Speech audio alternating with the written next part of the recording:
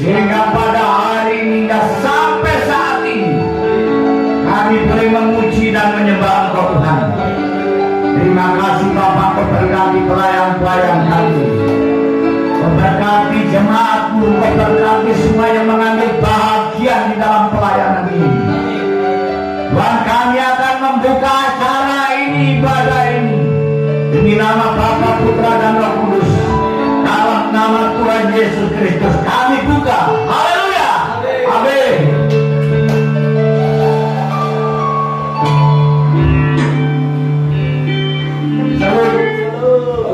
Salam kepada dalam situasi Kristus. Masih kita mulai dari ketika ini kita akan bicara. Salam kata salam.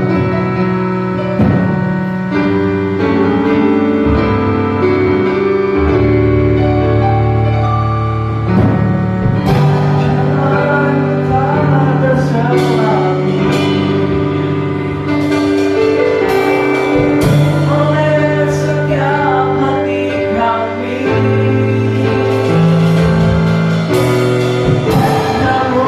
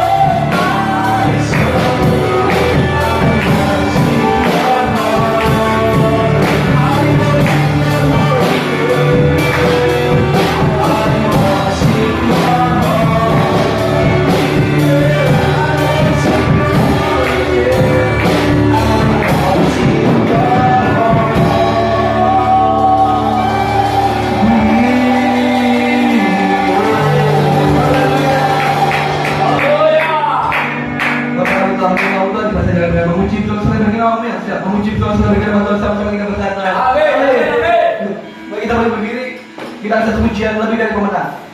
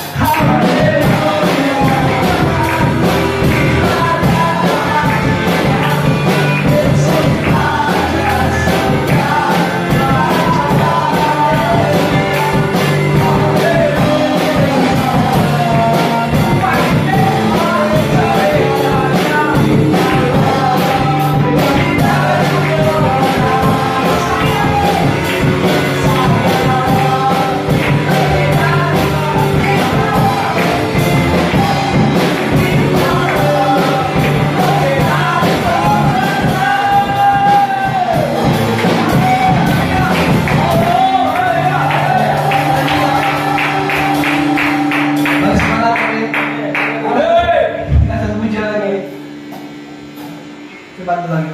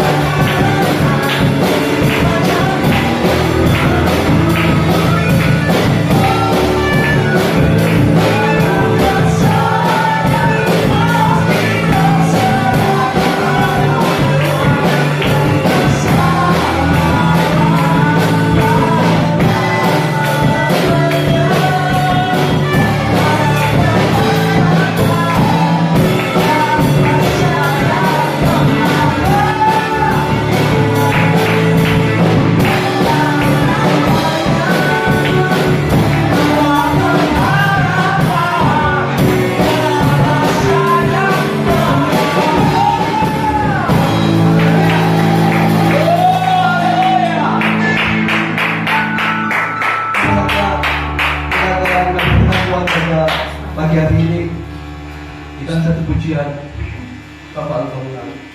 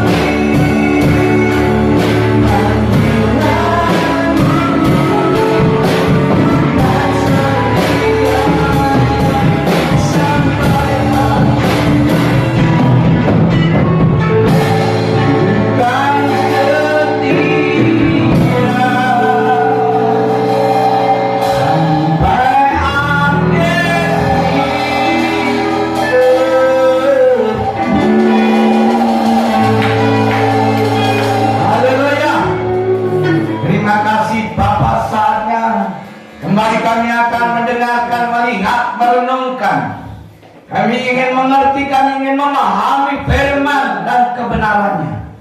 Oleh sebab kebenaran yang memerdekakan, oleh karena kebenaran yang membebaskan dari segala kutuk dan dosa, oleh karena kebenaran adalah kekuatan bagi orang-orang yang beriman dan orang-orang yang percaya. Dengan demikian kami sambut di dalam nama Yesus Kristus Tuhan Allah kita. Haleluya. Amin. Salut. Baik, pada pagi hari ini kita kembali lagi diisi dengan firman Tuhan. Dan tentunya ini adalah minggu yang pertama untuk membahas, yaitu tentang perjamuan kudus. Perjamuan kudus ini sangat berkaitan erat dengan kematian Yesus Kristus dan kebangkitan. Oleh sebab itu sangat penting di sini kami akan mempropagandakan, kami akan mengikrarkan, kami akan menyaksikan bahwa Kristus Yesus telah menderita mati di kayu salib dan bangkit untuk hidup selama-lamanya. Nah, dengan demikian ada judul yang perlu kita ketahui, bahwasanya Yesus mati di kayu salib. Apakah terangkat langsung di kayu salib? Ini penting, karena hal ini ya seringkali menjadi suatu permasalahan yang kurang dipahami dan kurang dimengerti. Ada fenomena yang mengatakan bahwa Yesus Kristus langsung diangkat, tidak perlu melalui kematian dan dikuburkan. Nah, dengan demikian akan membuat yaitu satu gangguan atau kerancuan atau keraguan bagi orang-orang yang beriman dan orang-orang yang percaya. Nah, oleh sebab itu mari kita lihat apakah Yesus itu mati di kayu salib atau diangkat di kayu salib langsung. Kita lihat. Baik, kita buka yang terdapat dalam Injil Matius pasal 27.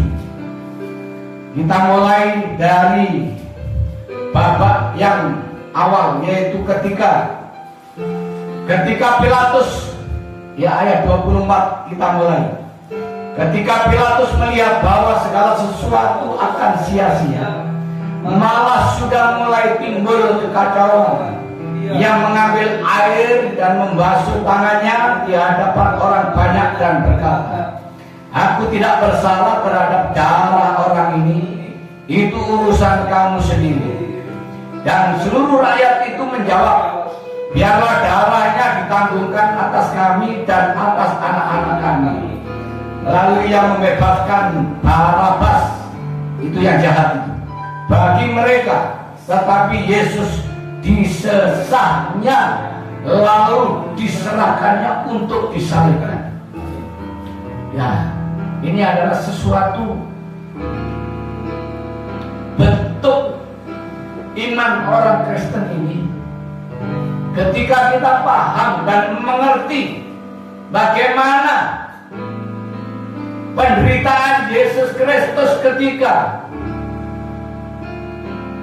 Ia mulai diserahkan kepada mahkamah agama, ditangkap, digebuki, ditinju, diolok-olok, diludahi, kemudian disesah. Itu setengah mati, sudah sekarang itu kalau orang disesah, dipecuti pakai apa itu namanya, pecut dari duri kawat atau kawat duri itu untuk mukulin orang. Coba bayangkan, itu satu penderitaan yang tidak bisa dianggap biasa-biasa ketika orang menghadapi suatu kekerasan, suatu kekejaman oleh aparat pada saat itu, yaitu pasukan Romawi menghajar Yesus Kristus habis-habisan. Lalu ayat 25, dan seluruh rakyat itu menjawab, biar darahnya ditanggungkan atas kami dan atas anak-anak kami. Jelas bahwa semua rakyat pada saat itu menyetujui apabila Yesus Kristus harus mati di kayu salib. Amin. Nah, Yesus mati apa diangkat? Mati. Jadi Yesus tidak diangkat, di kayu salib itu mati nanti. Ya, kita lihat. Dan seluruh rakyat itu menjawab, biarlah darahnya ditanggungkan atas kami dan atas anak-anak kami. Lalu membebaskan Barabas si penjahat itu. Jadi yang jahat dibebaskan, yang benar tetap harus dihukum. Ada nggak ini? Ada. Jadi kalau di sini terjadi di suatu negara bahwa yang benar tetap dihukum, yang salah dibebaskan, ini sudah lazim. Karena apa? Karena sejak zaman Yesus yang tidak bersalah, Yesus yang benar, dia harus dihukum mati. Dan Barabas, ya ini yang jahat tetapi dibebaskan dari penjara, dibebaskan dari tuduhan. Nah, itu sesuatu yang lazim. Tapi selayaknya, setidaknya jangan sampai terjadi di dalam negara yang benar, negara yang berdemokrasi, negara yang berpancasila apalagi. Negara kita harus menegakkan kebenaran, menegakkan supremasi hukum, menegakkan yaitu apa yang dikatakan yaitu hukum itu harus kuat terhadap kebenaran. Jangan sampai kalah dengan kebenaran. Jangan sampai kalah dengan apa yang dikatakan yang ketidakbenaran, melainkan harus memenangkan dalam segala bentuk kejahatan yang ada. Itu adalah hukum. Yesus diolok-olok kemudian ayat 27.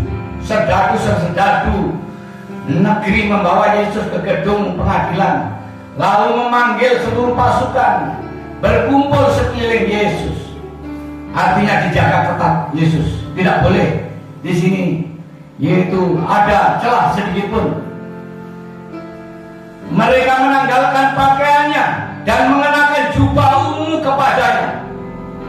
Jadi Yesus dilucuti, dironcoti pakaiannya dan mengenakan jubah ungu. Jubah ungu itu adalah tanda apa?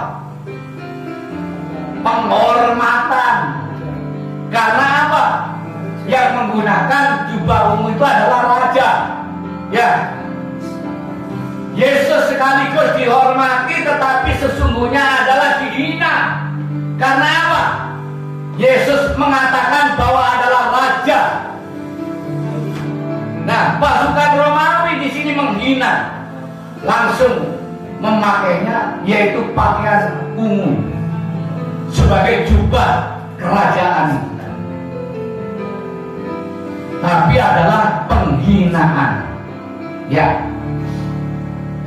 Mereka menganyam sebuah mahkota duri dan menaruhnya di atas kepalanya, lalu memberikan dia sebatang bulu di tangan kanannya.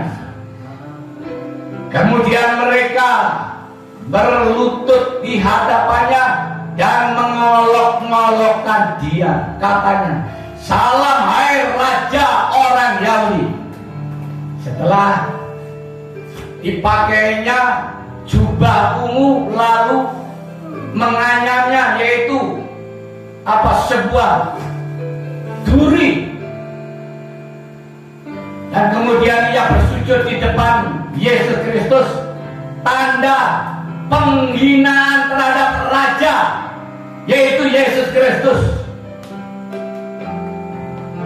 Karena itu di sini Yesus Kristus derajatnya sungguh direndahkan ketika itu oleh seluruh umat Yahudi dan oleh pasukan tentara Romawi pada saat itu. Nah, saudara, mereka meludahi dan mengambil bulu itu dan memukulnya kepalanya. Jadi mereka meludahi, tuh.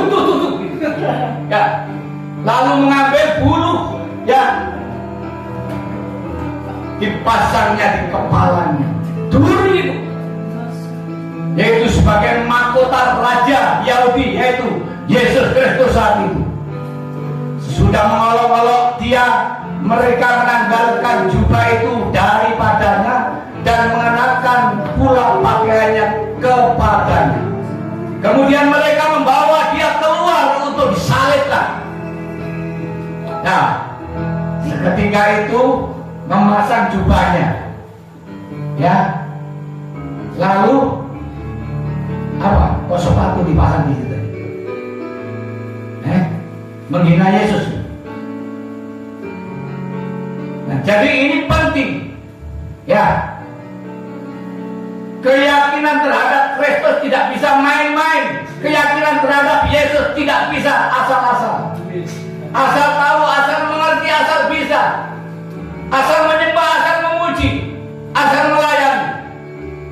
Karena Kristus adalah Raja di atas segala raja, dan Kristus adalah Tuhan di atas segala Tuhan. Kita lanjut.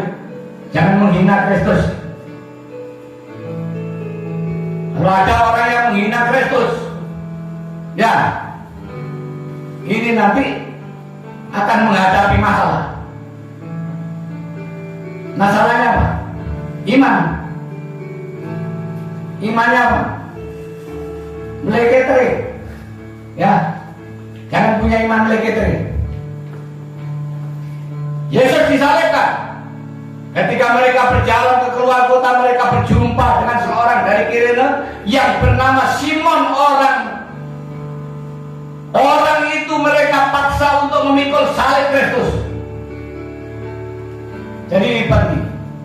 Ketika di dalam perjalanan di sini, Yesus Kristus sudah berat memikul salib itu berat. Karena apa? Sampai dianiaya, tidak dikasih makan, tidak dikasih minum, bahkan minum aja di situ diberikan apa? Apa yang tahu minumnya? Hah? Anggur? Bercampur? Ya, asam atau anggur campur pedu. Pahit. Jadi anggur asam diminum, tidak mungkin ditelan. Ya, siapa yang mau minum barang yang tidak layak untuk diminum? Tidak mungkin. Yesus semakin lemah secara manusia. Dia semakin lemah, maka melihat ada orang, dia berjalan terseok-seok, dia bangun, bangkit, jatuh, bangun lagi. Kemudian Simon, orang Selot, dipanggil untuk menggantikan karena dia masih kuat. Ya, siapa tadi?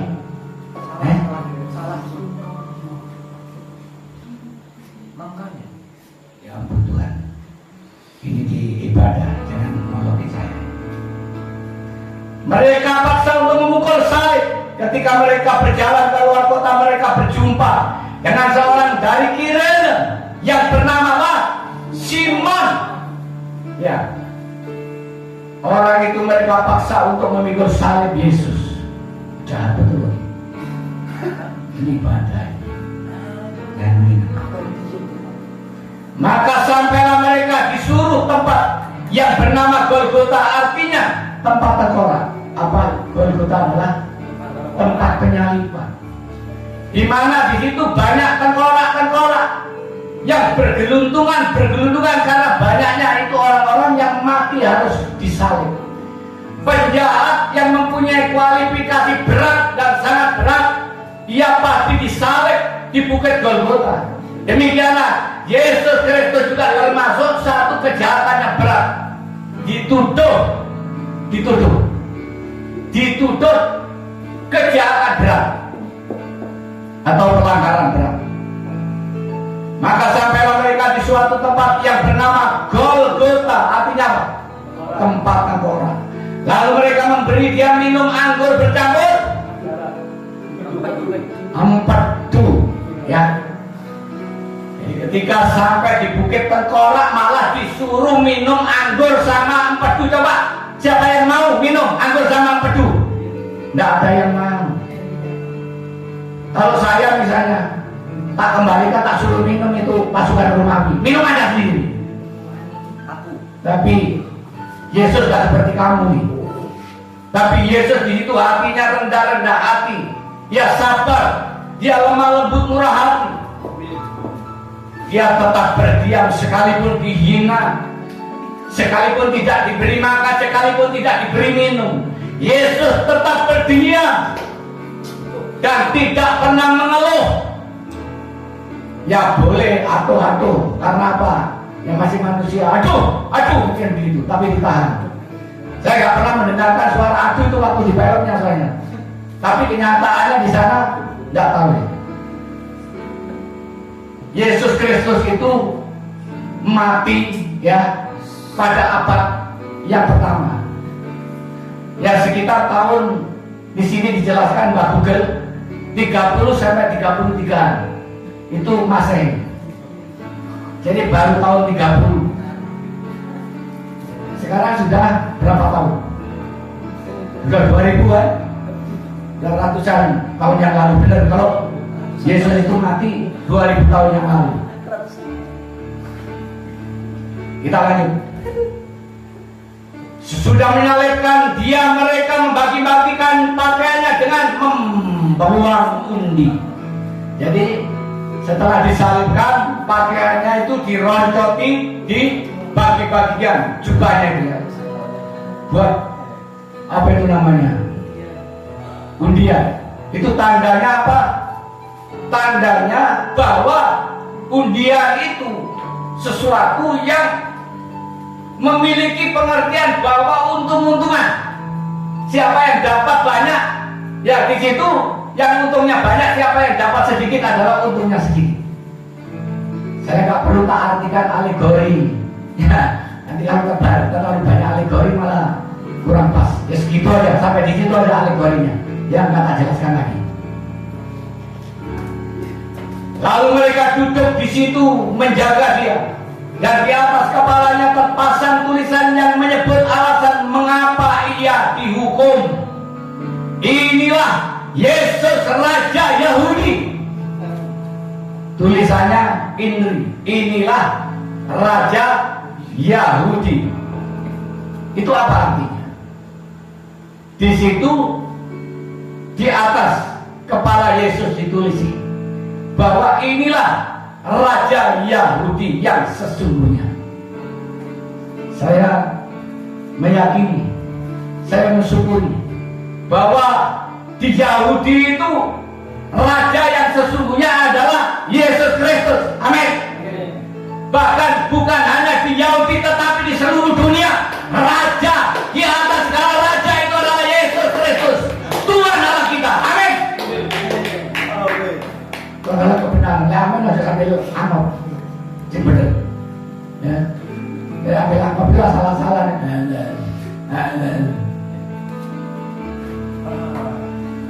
Bersama dengan dia disalibkan dua orang penyamun, seorang di sebelah kanan dan seorang di sebelah kirinya. Jadi ada dua penyamun di sebelah kanan dan sebelah kiri. Kita lanjut. Orang-orang yang lewat di sana menghujat dia dan sambil menggelengkan kepala. Wah, luar biasa hujatan. Hinakan, olokan. Wah, luar biasa terhadap Yesus Kristus. Karena itu di sini penting bahwa kita tidak perlu diolok, kita tidak perlu dihujat lagi. Karena apa? Cukuplah Yesus Kristus yang harus dihujat. Amin. Cukup. Orang Kristen tidak perlu dihujat. Yesus sudah dihujat. Jangan ada pemahaman begini. Kita suka ya kalau diolok-olok orang. Kita suka ya kalau dihujat orang. Karena apa? Sama dengan Yesus. Keliru. Ada lagi pemahaman begini. Ya saya senang menderita itu saya. Saya senang menderita. Karena apa? Yesus juga menderita seperti saya. Keliru. Tetapi firman Tuhan mengatakan cukuplah bagiku yang menderita itu. Cukuplah Yesus Kristus yang harus menderita di kayu salib. Amin. Orang Kristen tinggal berbahagia. Amin. Orang Kristen tinggal berbahagia. Jadi jangan ingin menderita. Jangan suka orang Kristen menderita supaya jadi seperti Yesus. Yesus saja menderita, masa kita nggak mau menderita? Itu kayak gitu konsepnya. Yesus menderita lagi menderita. Jangan punya keyakinan Yesus yang menderita, kita tidak perlu menderita. Amin. Jangan ada penyaliban lagi seperti Yesus Kristus. Ini adalah umat Kristen. Jangan ada. Cukuplah Yesus Kristus sendiri yang harus disalib. Amin. Demikian juga ini yang mengawal, termasuk orang-orang seperti itu yang mengawal. Demikian juga imam-imam kepala bersama-sama ahli-ahli Taurat dan tua-tua mengolok-olokkan dia, dan mereka berkata, orang lain ia selamatkan, tetapi dirinya sendiri tidak dapat ia selamatkan. Ia Raja Israel. Ayo turun balik. Maksudnya seperti itu. Kalau memang engkau Tuhan Mesias, ayo turun balik. Kayak gitu maksudnya. Itu mengolok itu namanya. Ya, seperti kamu kalau mengolok saya, benar tak? Mengolok itu. Baik, kalau turun salib itu dan kami akan percaya kepadanya. Yang mengatakan kalau dia mau turun dari salib itu, mereka akan percaya kepada Yesus. Itu menghujat, menghina, mengolok. Kenapa Yesus Kristus gak mau turun dari salib? Karena Yesus Kristus harus disalib, Kristus harus mati, Kristus harus menebus dosa-dosa umat manusia. Amin. Kalau Yesus mau turun dari salib itu ya gampang. Tetapi karena itu nas Alkitab digenapi, janji itu digenapi, bahwa Sang Penebus akan datang untuk menebus lewat kematiannya di kayu salib. Itu penting. Penting ya. Jadi Yesus terangkat di kayu salib atau mati di kayu salib? Mati. Benar. Ia menaruh harapannya pada Allah. Baiklah Allah menyelamatkan dia, jikalau Allah berkenan kepadanya, karena dia telah berkata, aku adalah anak Allah. Bahkan penyamun-penyamun yang disalibkan bersama-sama dengan dia, mereka mencela demikian juga. Nah, jadi yang disalibkan kita memang mencela yang satunya, tapi yang lain nanti kita lihat ya. Tuh, yang dimaksud banyak itu ya, penyamun-penyamun yang ada di sana itu. Mulailah dari jam 12 kegelapan meliputi seluruh daerah itu sampai jam 3. Kira-kira jam 3 seluruh. Kira-kira jam 3 berserulah Yesus dengan suara nyaring. Apa? Berseru. Berseru itu apa? Bengok. Jawanya bengok. Bengok itu apa? Teriak. Teriak. Memanggil dia, Eli, Eli. Bukan Eli kamu, Eli yang lain. Eli, Eli lama sabachthani. Amin. Artinya Allahku, Allahku, janganlah tinggalkan aku. Apa pengertiannya ini? Nggak usah diartikan itu. Nanti kalau diartikan salah lagi. Pengertiannya Allah telah meninggalkan Yesus sesaat itu. Sebagai manusia, ia harus terpisah dengan Allah dalam sekejap, dan sekaligus ia akan mendekat kepada Allah karena ia harus masuk, yaitu di sebelah kanan Allah Bapa, atau duduk di sebelah kanan Allah Bapa. Itulah yang dimaksud.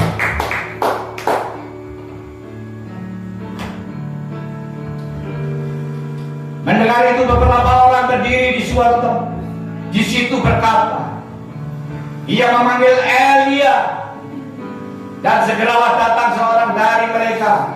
Ia mengambil bunga karang, mencelupkan ke dalam anggur asam, lalu mencucukkannya pada sebatang bulu dan memberi Yesus minum. Ya, ini adalah satu penghinaan lagi ketika disalibkan, masih dikuyo-kuyo. Gak ada kasihan sama sekali. Kekejaman bangsa pasukan Romawi pada saat itu, bangsa Yahudi yang menolak Kristus sangat kejam pada saat itu. sudah disalib, diolok, dihina, diajar, dikasih minuman yang tidak sepantasnya. Itu sangat kejam, lebih kejam dari ISIS. Ya, lebih kejam dari teroris. Tetapi orang-orang lain berkata, jangan, baiklah kita lihat apakah Elia datang untuk menyelamatkan dia. Yesus berseru pula dengan suara nyaring, lalu menyerahkan nyawanya. Yang terakhir, Yesus berseru dengan suara nyaring dan menyerahkan nyawanya. Menyerahkan itu beda dengan dicabut. Ya, kalau manusia biasa di sini dicabut nyawanya, nggak perlu diserahkan. Karena itu manusia biasa, nggak tahu kapan kita meninggal, kapan kita pulang ke Bapa. Tiba-tiba SD. Kalau Yesus nggak tahu kapan harus meninggal. Karena apa? Karena itu menyerahkan nyawanya. Kalau nyawanya tidak diserahkan, tidak akan mati. Amin. Karena dia adalah Allah. Allah menjadi manusia, Allah berinkarnasi, Allah untuk menyelamatkan umat, untuk menjadi manusia dan menebus dosa-dosa manusia. Amin. Inilah kebenarannya. Yesus telah mati di kayu salib. Amin. Musik. Telah mati dan tinggalkan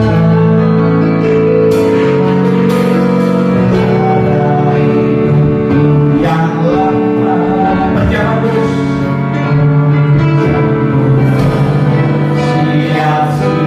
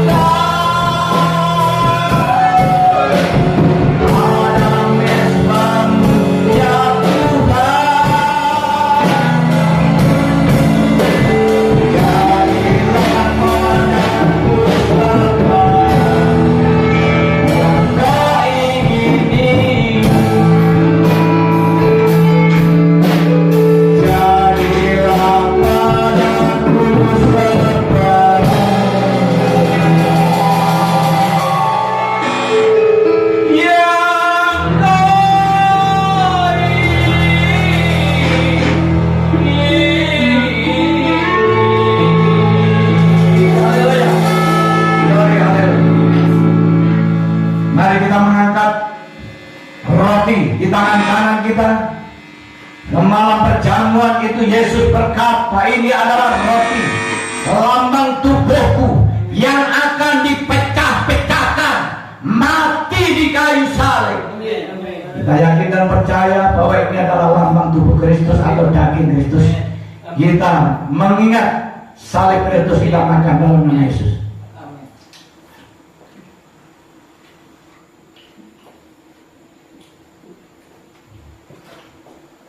Haleluya.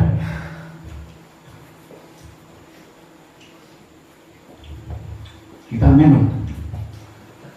Pada malam itu juga Yesus mengambil cawan dan inilah anggur. Anggur ini adalah lambang darahku yang akan tercurah di kayu salib. Nah, siapa minum anggur ini adalah mengingat akan kematianku, dan ia akan peroleh hidup kekal selama-lamanya. Kita minum dalam nama Yesus.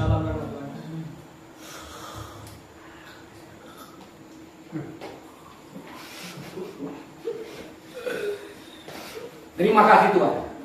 Terima kasih Bapak. Terima kasih Tuhan Yesus. Terima kasih. Telah mati dan tinggalkan jalan yang lama.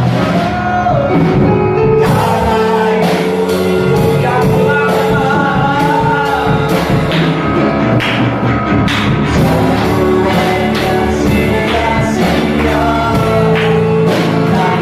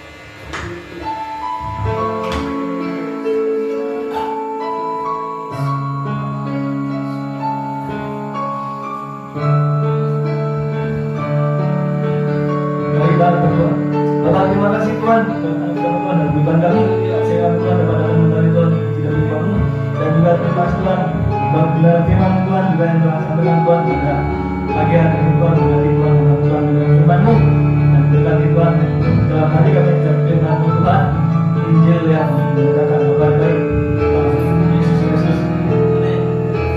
Terima kasih Tuhan bagaimana juga berdoa Tuhan setelah Tuhan bagi setiap macam pelayanan dimanapun setiap anak-anak berada Tuhan, macam pelayanan berada Tuhan, Kau menyertai selalu Tuhan dalam kemurahan dan kecintaan Tuhan dari kita Tuhan yang sampai dengan berada Tuhan. Serta bagi perbuatan dari bangsa negara kami Indonesia Tuhan, dengan bangsa kami, keselamatannya Tuhan bagi bangsa Indonesia, bangsa-bangsa di dunia Tuhan, memberi keamanan Tuhan dengan bangsa-bangsa di dunia ini Tuhan, segala kemurahan Tuhan. Dan juga berdoa Tuhan bagi setiap keluarga kami Tuhan, Tuhan, dan juga Tuhan berikan Tuhan Tuhan dan juga Tuhan keluarga kami Tuhan dan segala kemurahan dan kebaikan Tuhan kami. Juga Tuhan bagi yang sakit Tuhan dimanapun anak-anak mereka semua yang sakit Tuhan, pada tubuh mereka Tuhan yang di rumah sakit dan ruangan mereka saat ini Tuhan, dan tubuh mereka Tuhan menjamah Tuhan dengan kesembuhan Tuhan dalam mereka Tuhan, dan kesehatan dan kemurahan Tuhan. Kami serahkan tangan-Mu. Sebab Tuhan juga Tuhan yang akan beri persembahan Tuhan, memberkati kami Tuhan, dan segala berkat anugerah Tuhan, persembahan berikan di dalam nama Tuhan Yesus Kristus. Inilah syukur dan doa kami. Haleluya. Amin. Tentu saja kita akan melakukan pengumuman untuk minggu depan. Firman Tuhan yang akan dibawakan oleh Ibu Lydia, dan lepas itu yang akan dibawakan oleh Saudara Elia. Lalu kita akan mendengarkan jadwal ibadah untuk sepekan minggu depan. Ibadah umum seperti biasa pukul 8 dimulai. Lalu sekolah itu juga pukul 8. Ada ibadah keluarga di hari Rabu, lalu hari Jumat ada ibadah Jumat dan ibadah pemuda serta latihan musik diadakan hari Sabtu. Mungkin ada pengumuman yang ditambahkan. Jika tidak ada, kita mengakhiri ibadah kita pada pagi hari ini. Elsa, Elsa,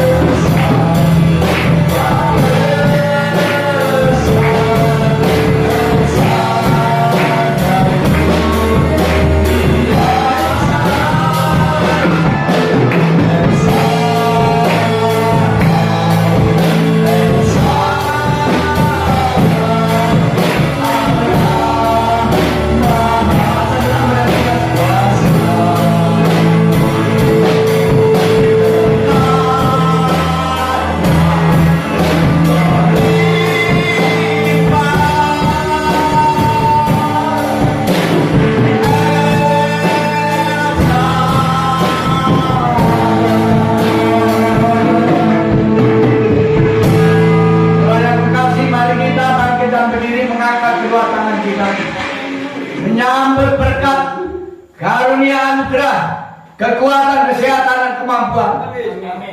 Terus kehormatan, kemuliaan, kebaikan, kebajikan dan kemurahan. Bahkan segala kekayaan berlimpah-limpah dalam nama Bapa, Putra dan Roh Kudus. Di dalam nama Yesus Kristus kita sambut semua yang percaya diberkati. Amin.